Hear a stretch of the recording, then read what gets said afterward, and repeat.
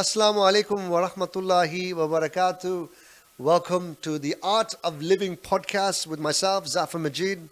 And today's topic is going to change your life, your worldly activities that me and you struggle with on a daily basis. We are going to show you how to make them easy for you by tapping into the power of the most powerful creation of Allah subhanahu wa ta'ala, the angels. Many people do not know that there's also another spiritual realm that exists around us, around this physical world that we inhabit.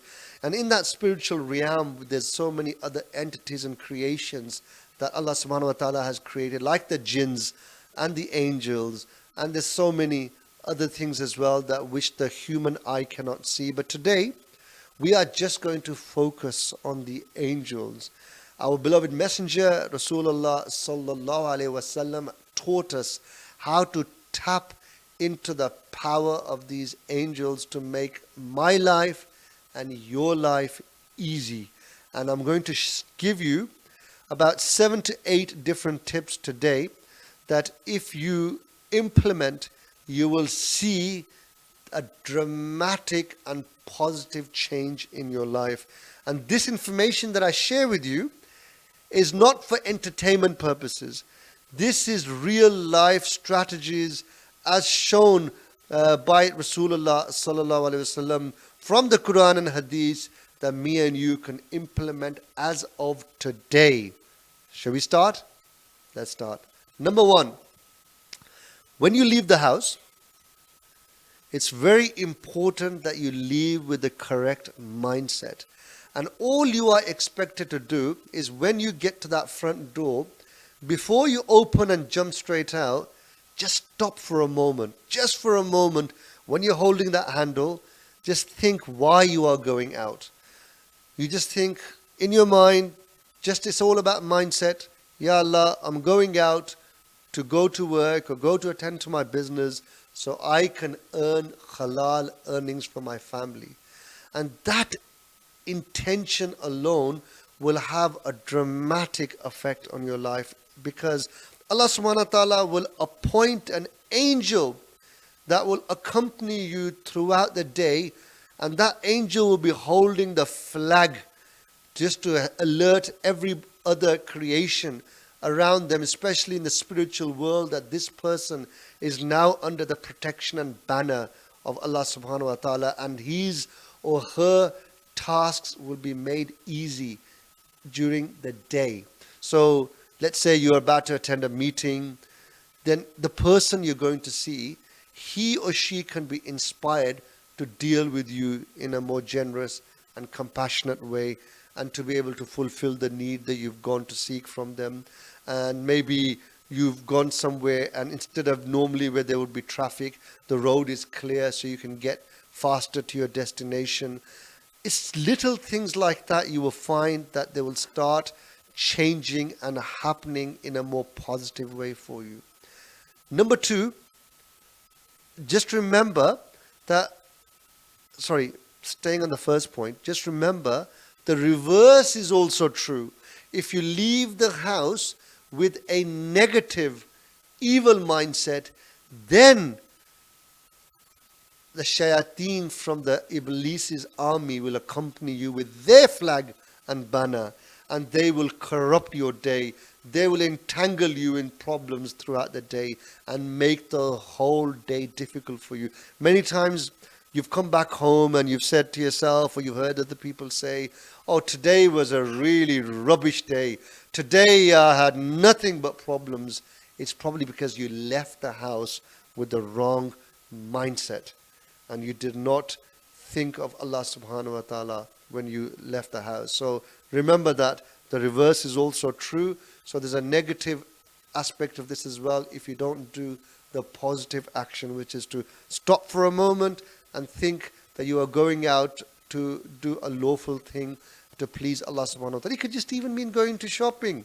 You're going to get groceries to feed your family. It could be going to the gym. You're going to stay healthy and fit because this body is an amana that has been gifted to you by Allah subhanahu wa ta'ala, and you're looking after it.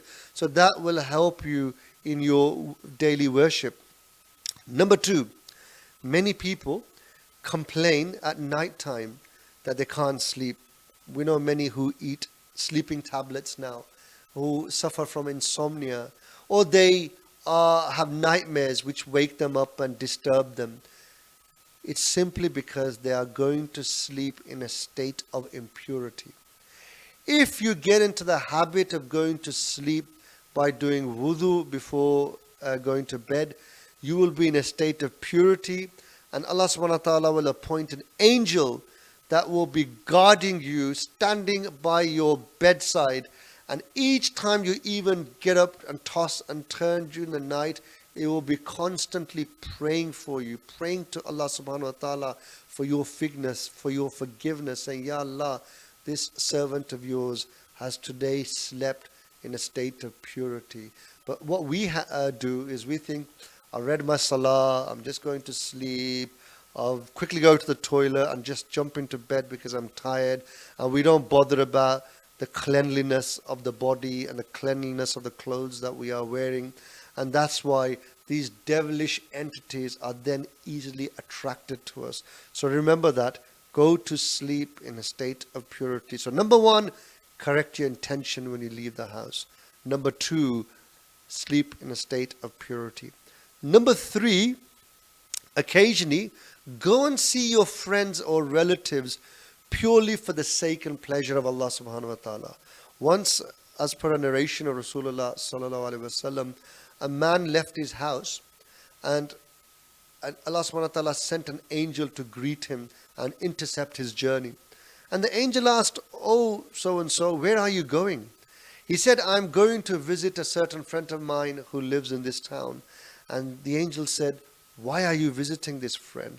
Do you have a need, or do you feel some other obligation that you need to go and see them because of some worldly matter?" He said, "No, I'm going to visit this brother of mine purely because I love him for the sake of Allah subhanahu wa ta'ala." And the angel said, "I am also an angel that has been sent by Allah subhanahu wa ta'ala to give you the glad tidings that Allah subhanahu wa ta'ala also loves you the way that you love your brother for his sake." And look at the blessings that we will earn just by going to see somebody with that sincere intention. Unfortunately, in this busy world of hustle and bustle and time famine that we live in, we forget visiting people. We only phone them when we need something. We don't even phone people anymore, purely out of sincere intention, just to check upon their health and well-being. So we live in a very selfish world where majority of the times we are visiting people because we need something. We may go to them and give them the false narrative. "Yeah, I just thought I'd come and check upon you. You know, it's been a long time." And after a bit of useless chit-chat, we say, "Oh yeah, anyway, the real reason I came to see you was I needed some money." And then the guy is thinking, "Oh my God, all that formalities at the beginning and the pleasantries was just bogus. And the real reason he came to see me was to fulfill his own needs." So learn to visit people purely for the sake and pleasure of Allah subhanahu wa ta'ala. Number four, an angel is assigned to program our mind. An angel is assigned to program our mind for wisdom if we show humbleness in our life, if we show that humility, if we do not think we are better than other people. Then Allah subhanahu wa ta'ala has instructed that angel to download that software in this person's brain that will increase his wisdom. Subhanallah, just imagine that for a moment. Do you want to be more wise? Then learn to be more humble in your life. Again, there is a reverse action of this as well. That if you are the opposite of humbleness, which is arrogance, then Allah subhanahu wa ta'ala also orders the angel to download that virus into his brain, which will make this person foolish. So you will, not only the wisdom will leak out, but this person will be having a virus of foolishness instilled and installed into his brain, which will make him do stupid things. Many times we see many of our friends and acquaintances, we think they're very clever, intelligent people, but then they sometimes do something so foolish and we are gobsmacked thinking, why did this person do this, such a thing? Why was he caught in the act doing this thing, and that which caused their embarrassment, humiliation, loss? It's because Allah subhanahu wa ta'ala has humiliated that person by giving them that virus of foolishness in their brain because of their arrogance, because of their sort of mindset that they are better than other people. And unfortunately, there's many of those people out there, even within our own circles, who we see fall from grace. It's because of their own actions. So let's be mindful that we do not become of those people who are arrogant. So number one, correct your intention when you leave the house. Number two, sleep with purity, in a state of purity. Number three, visit a friend purely for the sake and pleasure of Allah subhanahu wa ta'ala. Number four, be humble, so Allah subhanahu wa ta'ala increases the wisdom in your brain. Number five, go and visit a sick person. Because when you set out to visit a sick person, it is as if you are walking through the gardens of paradise. And the angels are commanded to pray for you throughout the whole of that time. So if you go and see somebody in the morning, the angels will be constantly praying for your forgiveness, for your welfare up until the evening. And if you see somebody, visit somebody in the evening, the angels will be constantly praying for you up until the morning. But that's on the condition that you've gone to see somebody purely for the sake and pleasure of Allah subhanahu wa ta'ala. You must have sincere intention. That is the secret of all these acts, that it has to be based on sincerity. Many times we've gone to visit somebody because we feel obliged. Oh, if I don't go and see this person in the hospital, their relatives are going to get upset with me. It's my friend's relative, it's my uncle's, auntie's, nephew's wife, nephew. I have to go, otherwise they will get upset with me.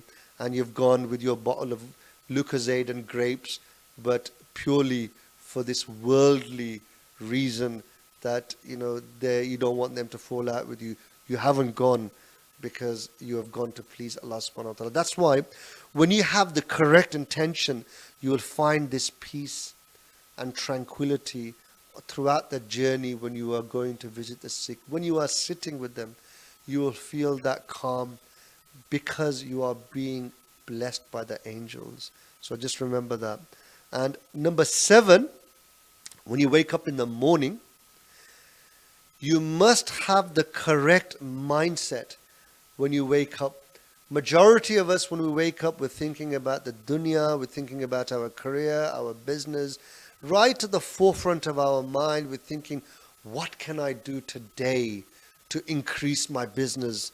What can I do today to have a better progress in my career? Or maybe some other worldly thing like, where can I go and eat today? Where can I go and do shopping today? It's all based on your desires of the dunya. But the real mindset should be, what can I do to please Allah subhanahu wa ta'ala?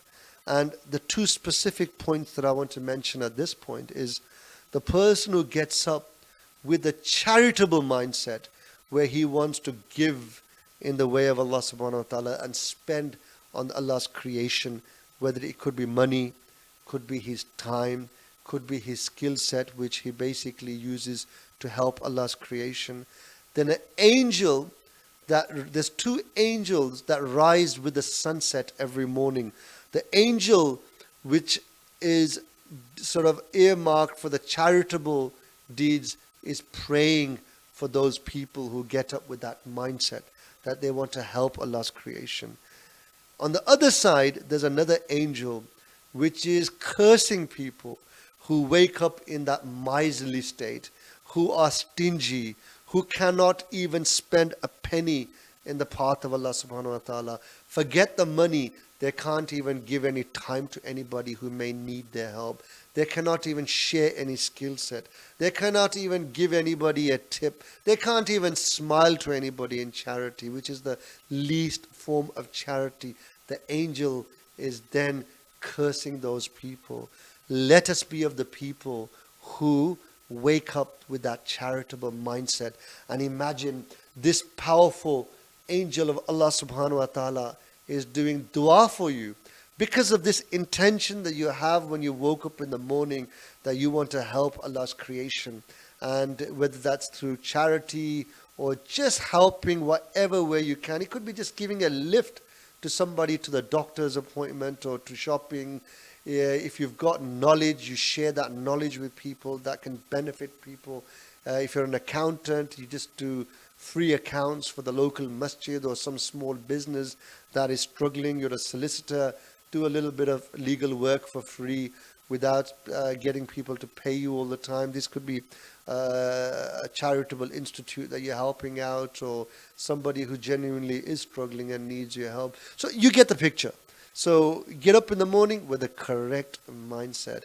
And finally, if you want Allah subhanahu wa ta'ala to bless you with a guardian angel, that at Maghrib time, after Maghrib, if you were to recite this most powerful dua, you will have a guardian angel that will be assigned to you, like an armored guardian angel, a Navy SEAL angel, something like where, imagine you had your own bodyguards, Navy SEAL bodyguards surrounding you, but the angels, the armored angels assigned by Allah subhanahu wa ta'ala are more powerful, more important than thousands of Navy SEAL Marines who will be protecting you, because Allah subhanahu wa ta'ala's angels have far more power than that. And the dua is so simple that if you recite this after Maghrib, that's when the angel will be assigned to protect you, protect your household, protect your belongings, and give you that peace of mind and tranquility so you can have a peaceful night. Majority of the time we worry somebody's going to break in, someone's going to mug me, and we worry about our belongings, someone's going to steal my car, or there's so much violence and crime out there. But by reciting this, you will fall into the protection of Allah subhanahu wa ta'ala and have this angel protecting you. And I'll just mention the dua, and then I'm going to tell you that what sort of help that this gives you. It's so simple. It's basically like the fourth kalima, La ilaha illallah wahdahu la sharika la, lahul mulku wa lahul hamdu yuhyi wa yumitu wa huwa ala kulli shay'in qadir. If you read that, the angel will basically dispel any dangers coming your way. Even if there was a burglar en route to come and rob your house, the angel will be able to dispel that person, blind them, make them go away, make them not come anywhere near your property, and you will be constantly in their protection. So very quickly recap: leave the house with the correct intention, sleep with purity at night, go and visit a friend or relative purely for sincere intention. Number 4, be humble to basically activate the wisdom that Allah subhanahu wa ta'ala's angels will give you. Number 5, go visit the sick. Number 6, basically getting up in the morning with the correct mindset. And number 7 is do dua for your brother or your sister in their absence, so an angel can be appointed to say Ameen to all those duas and bless you with the same. And finally, read that supplication so Allah subhanahu wa ta'ala protects you and your belongings with a guardian angel throughout the night. So simple, so simple, but a majority of us, we are following our deen on a ritualistic level, and Allah subhanahu wa ta'ala has given us the tools through our beloved messenger sallallahu alaihi wasallam to make our lives easy for us. So here you are, don't just listen to this and forget about it. Make a note and implement this on a daily basis, and you will then see how your life turns around miraculously. May Allah subhanahu wa ta'ala bless you all. Inshallah, we'll be back again with another program. Don't forget to subscribe to our channel for notifications for future programs. We shall speak to you again. Jazakallah. Allah Hafiz.